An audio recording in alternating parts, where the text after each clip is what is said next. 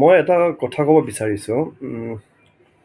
জুবিন দা ঢুকাই গ'ল, আমাৰ মাজৰ পৰা গুচি গ'ল, আৰু চবকে ইমান কন্দালে কি আমি এতিয়া জুবিন দাৰ কথা ভাবি থাকিলেও মানে নাহে আৰু নাভাবিলে উপায় নোহোৱা নিচিনা হৈছে। কিন্তু এতিয়া আজি 27 হ'ল, আজি তাৰিখ 27 তাৰিখ।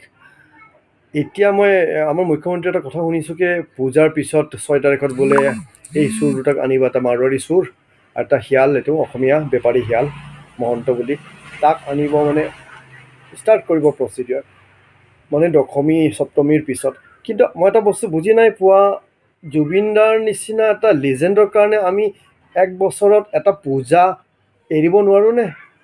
আমি এটা পূজা বাদ দিব নোৱাৰোঁ? এইবাৰ পূজা নহ'লে নহয় নেকি অসমত? ইমান দুখৰ মাজত এটা পূজা কৰি কেনে কোনে তাতে পূজাত ফূৰ্তিত কোনে চোলা কাপোৰ পিন্ধি কেনে ফুৰিব আছে কওক? এইবাৰ পূজাটো নকৰিলে নহ'লে নেকি?